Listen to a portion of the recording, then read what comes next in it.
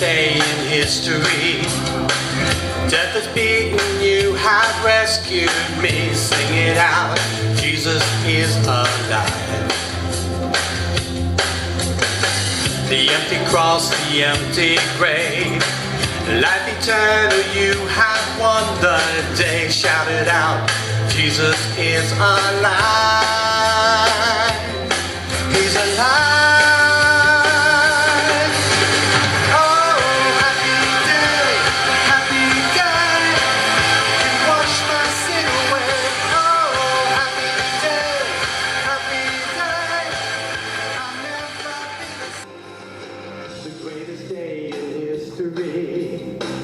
Death has beaten, you have rescued me. Sing it out, Jesus is alive. The empty cross, the empty grave, and life eternal, you have won the day. Shout it out, Jesus is alive. He's alive.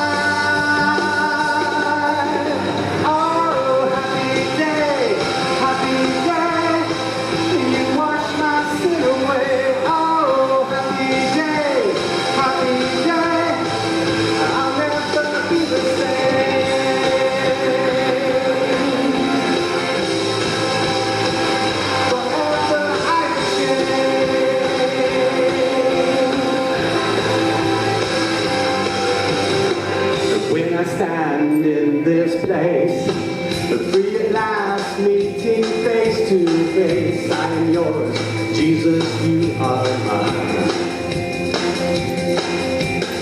And in this joy and perfect peace, earthly pain finally will cease. Celebrate, Jesus is alive.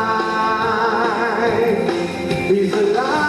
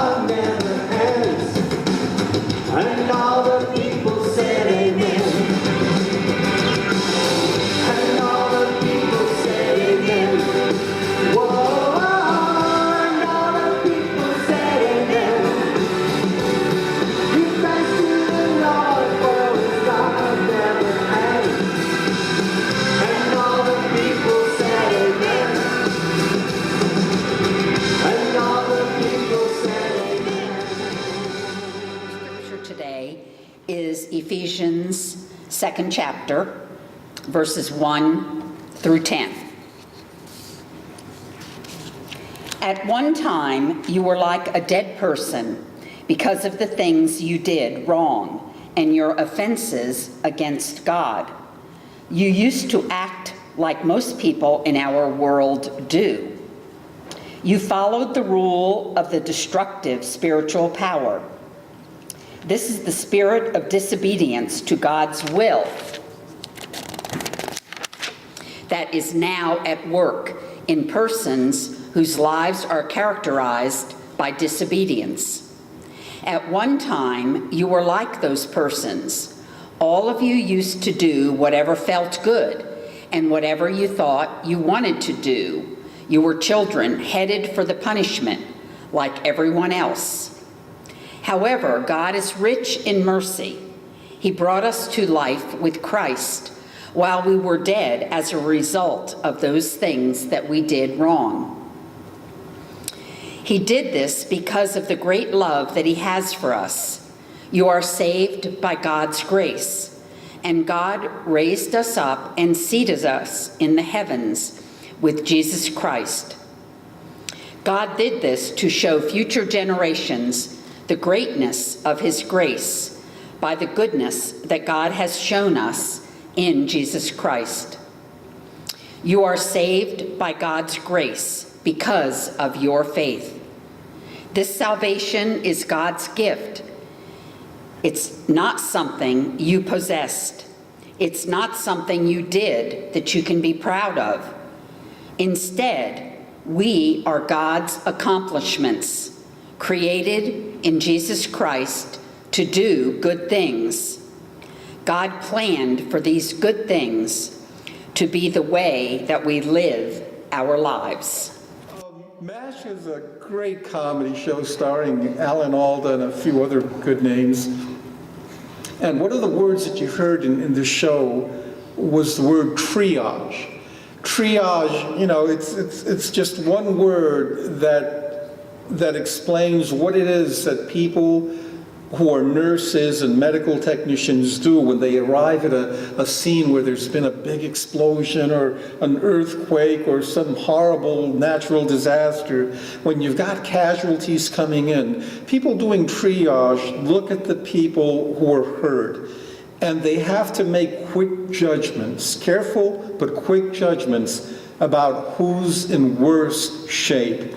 Who's closest to death? Because those that are in worse shape are going to get the immediate medical attention that they need. Everybody else will have to wait, hopefully not forever, but any of you who have ever been to an emergency room, you know that they're doing triage because you sit there sometimes for a good little while before they finally call your name and you're able to go in. That's a good system. I mean, they have to do that. They need to do that. If you were coming in with a heart attack and they were dealing with a group of 20 kids that came in from a Boy Scout trip who all had poison ivy, and they made you wait in the waiting area while they were treating poison ivy, you'd probably get pretty upset about that.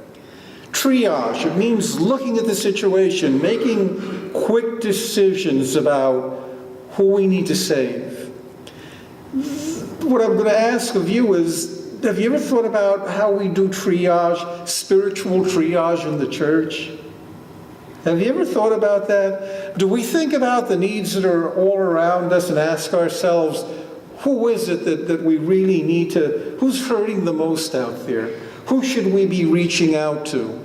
Well, the reality is in a lot of churches, they do triage in reverse. Rather than looking at people and sizing up in terms of those are the people that we need to give our attention to, we look at people and we make decisions and we decide that those are the people we don't want to have anything to do with. Yeah, we know this person does this, we don't want him. We know that this person's corrupt, there's a businessman, we don't want him. We know that this guy here's got a terrible reputation because he's a womanizer, we don't want him in church. And so, who are the people that we want in church? We do triage in reverse, like I say. We single people out instead of thinking, who should we be drawing in? Well, you know, the easy answer is that we're supposed to be drawing everybody in. That's the church. We welcome everyone. But the reality is that, when you look at churches, generally speaking, the people that we really want in church are people who look like us, who think like us, who went to school with us, people that we know from work, people that are just like us. Because we're comfortable with those people. We're not comfortable with strangers that are, people who are living a life that's nothing like what we're used to. We like people just like us. And if you want to grow Oakland Church overnight, if you want to fill these pews tomorrow with people just like us, we can do that this week. All we got to do is go to the cemetery, dig those people up, and bring them in. And we'd have a church of people who think and were raised just like us, who think like us, who live the same kind of life we did, who share all those memories that we still share. They would sing. Well, that could be a plus, actually. But what would you have? You'd have a dead church. We live in a community where there are a lot of really messed up people. And we know that in Marion, Ohio, the drug problem is a huge problem. We know that people are really struggling with that. We know that there are people in this community who have kids that aren't being taken care of. We know that we've got elderly folks who are in nursing homes, and they may have children and family, but they never see them because the family sort of doesn't care. They're just waiting for the day when they can inherit something. We've got people in this community who feel like they've been rejected way too often by too many people. We've got all sorts of need all around us. And we shouldn't have to struggle to figure out who do we want to reach out to. We want to reach out to everybody, excluding no one. That's who we are called to be. This morning's scripture lesson is really important because in it, Paul is talking to the church at Ephesus, and he reminds them that, you look at all the people out there that are living in sin. Paul says to the people at Ephesus, you Christian folks, you good Christian folks, you're just like them. You used to be just like them. And don't go around thinking that you weren't as bad. One of the things that Jesus does with the Pharisees is he really points out to them their hypocrisy by saying to them that, your self-righteousness is going to land you in jail, sort of jail, hell. Your self-righteousness is going to be your condemnation, that you would think that you're better than other people when the demands of God are that we be perfect. And who among us is? If there's anyone, would you please stand for us? I better sit down. We're not perfect. We're not perfect. And what God is saying to the people, through Paul, to the people at Ephesus is, you were lost like that at one time. But Jesus, knowing way back how bad you would be, how terrible the things you would do would be, how awful your attitudes might be, how badly you would treat people and even treat people from the church. Jesus, knowing in advance how we would spend a chunk of our life rejecting him, still goes to the cross for us in spite of the fact that it was a battle. And Jesus goes to the cross knowing that there are going to be those who are going to understand what he did. There are going to be those who are going to understand, as Paul says here in the 2nd chapter of Ephesians, that salvation isn't something that you earn. You can't earn it. It's a gift. It is a gift. All you've got to do to take this gift is just recognize how badly you need it. And maybe part of what's wrong with the church in our day and age is that we really don't get how badly we need it. We need to be forgiven. There isn't a day that doesn't go by when I don't go to bed at night knowing that I either said something, did something, or thought something that I shouldn't have done. And I need to seek the forgiveness of God. And if I've hurt anybody, I need to go to that person and seek their forgiveness as well.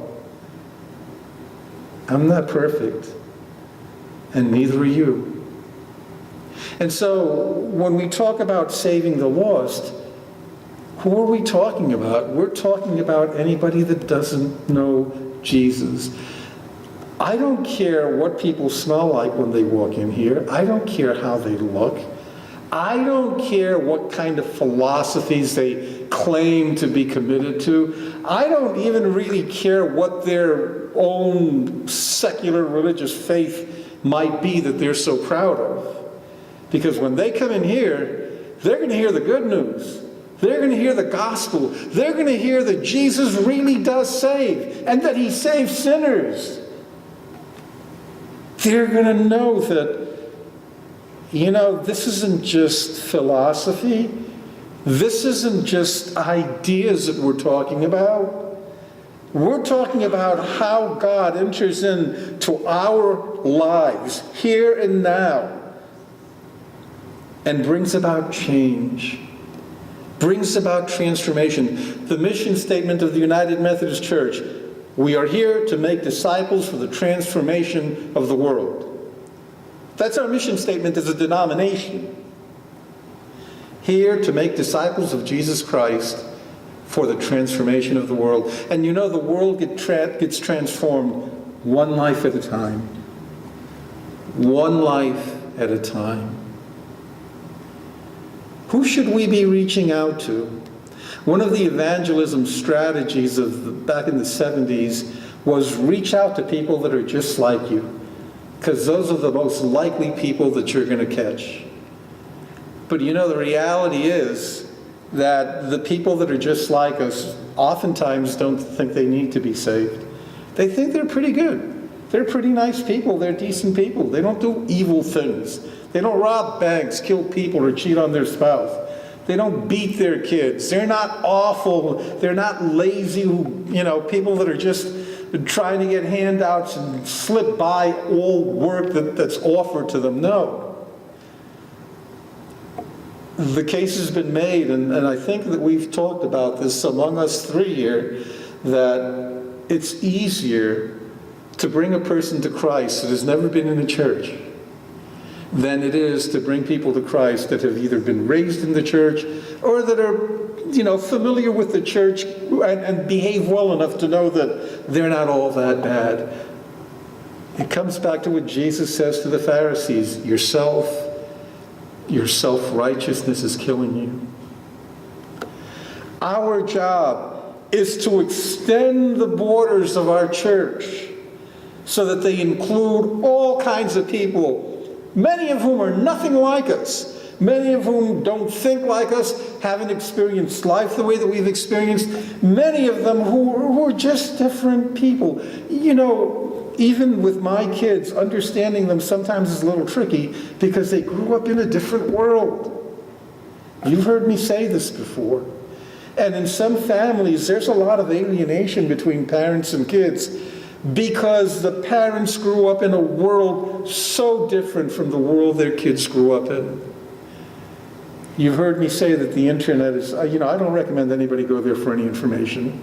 I prefer that you go to the library and get some really authoritative sources. But one of the things that's killing my kids' generation is the fact that they think they're a lot smarter than we are. You know why? Because they've got a lot more information than we had. When we were their ages, it's true. We didn't have all the information at our fingertips that they have. You can ask them a question about astrophysics. And they may be high school dropouts, but they can get on Google and they can find an answer that they might be able to reasonably well explain to you. But there's a difference between having a lot of information, which is knowledge, and having wisdom. Wisdom has to do with the skillful living of life. Wisdom is not something that you get from a textbook. or from a lecture or from a class. Wisdom is something that is imparted to you as you take whatever knowledge you have and offer it up to God and ask God, what am I supposed to do with this? And then God says to you, you know, you asked the right question, because that knowledge that you have can be put to very good use if you'll just let me help you. Our kids don't understand that. They've got a lot of knowledge, but the wisdom is something that comes from God. And until our kids understand that, it's going to be very hard to draw them into the church. So, you know, one of the challenges for the church is, how do we reach out to a world in which, I mean, who's not on the internet? Who's not on Facebook? Who's not tweeting? Who's not, you know, emailing and all this other? Everybody's doing it. We all go to the internet for all kinds of things. Sometimes we're sitting at home, we're talking, and either Grandpa or I will ask a question like, do you remember that actor? So-and-so will give a name. And one of us will say, no, I don't remember him. And so what's Marcia doing? As we're talking, Marcia's on the phone. I know who he is. He was born on blah, blah, blah, to so-and-so, and he did this and this and this and this, and he died on this and that day. He's also remembered for blah, blah, blah, blah, blah, blah, blah. Amazing little tools. And you know, they have their place in our lives. But that doesn't mean they help us to live life better. There are some people who are so attached to technology that they're a lot worse off for it. Some people don't even have human contact anymore with close friends because they communicate over the phone. You know, it's all text. They don't even talk to each other anymore. It's text messaging. I love that commercial, McDonald's commercial. Kids in the, you know, sitting down, reading a book or doing homework or something, and he texts to a friend, you up for McDonald's? And the other friend, you know, looks at the text and he says, yeah. And comes the three kids. They all agree on going to McDonald's, and it's not until the end of the commercial that you realize they're all sitting in the living room. The same room, but they are so tied to technology, they can't even talk about where we're going to go to lunch. That's the generation that we need to reach. They're out there. They're your kids, they're your grandkids, they're your great-grandkids, they're your friends, they're your neighbors, they're your colleagues at work. They are the people that are all around us. And what we need is not technology necessarily. What we need is wisdom from God to help us understand how do we reach those people.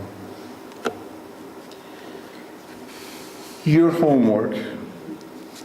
Keeping in mind what we've read out of Ephesians, that salvation is a gift, that you can't earn it, but you know a gift has to be offered. Keeping that in mind, I want you to think about 3 or 4 people that you really don't like. We all have them. Come on, let's face it. We all have at least a couple of people that we really don't like. You know, if I'm going to be away from anybody, those are the people I want to be away from. I want you to think about those 3 or 4 people. And I want you to ask yourself this question this week.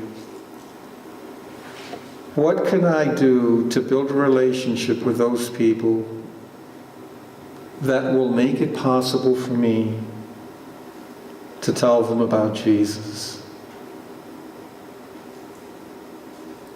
You're ambassadors of Christ. Ambassadors go overseas and they get as much information about where they're going before they ever get there. And one of the things that's interfering with our ability to reach a new generation is the fact that we really don't want to know too much more about them. You know, they're not like us. They're outsiders. They've got different values. They think differently. We don't like the way they look, to say nothing of the way they behave. But you know what ambassadors do when they go overseas? They go to places like Russia. They go to places like Ukraine. They go to the Gaza Strip. They go to Beirut. They go to Jerusalem. And what do? They sit down with people that they really don't always like and really can't get along with. And they ask the question, what do we have to do to live together in ways that make for a good life for as many as possible? As ambassadors of Christ, we need to start listening to who's out there. We need to know everything we can possibly find out about them.